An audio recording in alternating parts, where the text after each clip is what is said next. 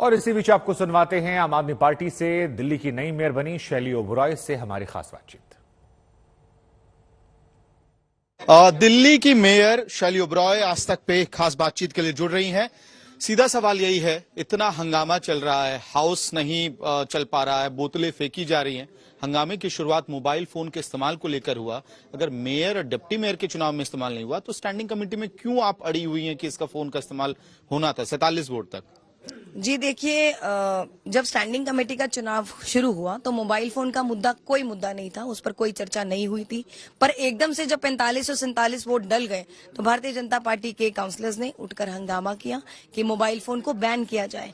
जब इतने वोट डल चुके हैं तो कोई ये लॉजिकल आधार नहीं है, क्योंकि कहीं किसी एक्ट में लीगली कहीं नहीं लिखा गया, कहीं कोई रूल नहीं है कि मोबाइल फोन वोटिंग में बैन। देखिए, मोबाइल फोन बैन का कहीं कोई रीजन या लॉजिक नहीं दिया गया, क्योंकि बेशर्ते वो साइलेंट होना चाहिए। तो ऐसा कोई सॉलिड रीजन या लॉजिकल रीजन या कुछ ऐसे एक्ट के खिलाफ ऐसा कुछ नहीं था।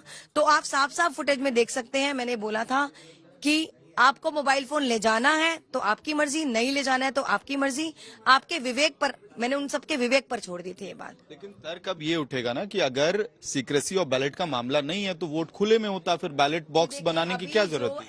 दिसंबर 2022 में एमसीडी के चुनाव हुए थे। इलेक्शन कमीशन ने भी जो मोबाइल पर कोई बैन नहीं लगाया था, बेशर्ते वो साइलेंट होना चाहिए था। तो सीक्रेट बैलेट और मोबाइल फोन का जब इलेक्शन कमीशन उसको मुद्दा नहीं बना रहा तो ये पार्षद चुने हुए पार्षद जो हैं, पब्लिक ने जो अपने रिप्रेजेंटेटिव हाउस में भेजे हैं, तो ये मुद्दा क्यों उठा रहे हैं? कोई लॉजिकल मोबाइल फोन तो बूथ के अंदर अलाउड था, स्टेशन के अंदर नहीं था, वहां भी सीक्रेसी और बैलेट का मामला था। जी देखिए, ऐसा एक्ट में कुछ नहीं लिखा, ऐसा कहीं नहीं लिखा कि मोबाइल फोन को बैन करा जाए। और अगर वो चाहते थे कि मोबाइल फोन का बैन लगाया जाए तो चुनाव शुरू होने से पहले इस मुद्दे को उठाते। जब 45-47 वोट डल गए हैं उसके बाद मुद्दा उठाने का क्या लॉजिक है? साफ साफ दिख रहा था कि वो चाह रहे थे कि चुनावों को टाला जाए और सदन को स्थगित किया जाए। काउंसिलर्स के खिलाफ आप एक्शन लेने की बात कर रही हैं, कौन है और क्यों? जी देखिए, रेखा गुप्ता जी ने पोडियम की तोड़फोड़ करी, माइक की तोड़फोड़ करी, जो बिल्कुल शोभा नहीं देता। सीनियर आप पार्षद हो, साथ में अमित जो हैं उन्होंने बैलेट बॉक्स को फेंका, कब्जे में करने की कोशिश की, साथ में बैलेट बॉक्स का जो बैलेट पेपर का जो बुकलेट है उसको फाड़ा। तो ये सब असंवैधानिक है, सदन का अपमान है। तो हम इस पर कल की बैठक जब होगी तो हम इस पर विचार करें। तो यहां पर आप सुन रहे थे आम आदमी पार्टी से जो नई दिल्ली में एमसीडी की मेयर चुनी गई हैं शैली ओबरॉय उन्हें। लेकिन इस थप्पड़ कांड को लेकर जिस पार्षद के साथ यह पूरा मामला हुआ था उनसे बातचीत की मेरे सहयोगी अक्षय ने, हम आपको ये बातचीत सुनाते हैं।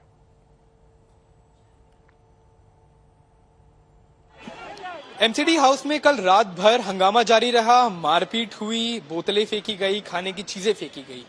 ऐसे में जनता जो विजुअल्स देख रही है उसको देखकर ये चिंता है कि जिन लीडर्स को चुना गया था लोगों की भलाई के लिए, सिविक इश्यूज को सुलझाने के लिए, वो आपस में ही उलझ गए हैं। और जिस तरह की लड़ाई हुई, जिस तरह की हाथापाई तक हुई नेताओं के बीच में, तो उसका क्या कारण था? ऐसे ही हमारे साथ एक काउंसलर मौजूद है भारतीय जनता पार्टी के, प्रमोद गुप्ता। सर, आपके साथ भी हाथापाई हुई, विजुअल्स है, हमने देखा, क्या हुआ था? अगर आप थोड़ा संक्षेप में।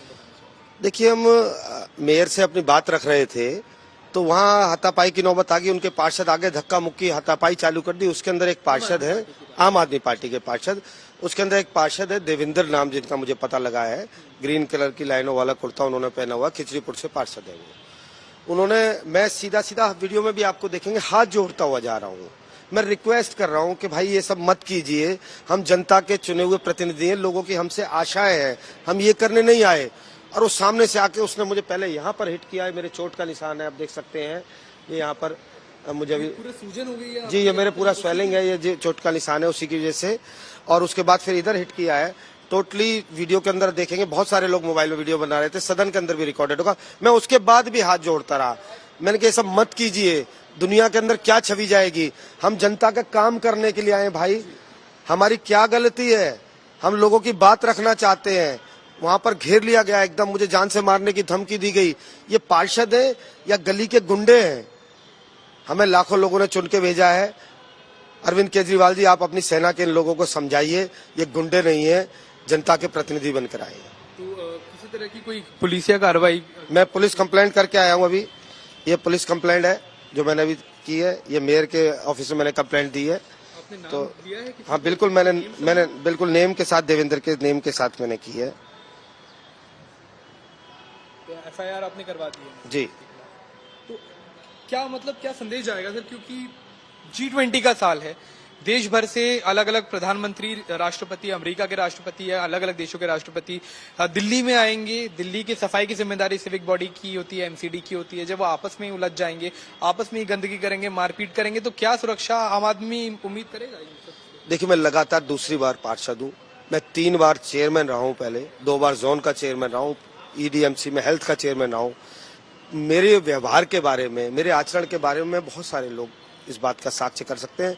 मैं बहुत सरल और सॉफ्ट तरीके से अपने जीवन में काम करने वाला आदमी।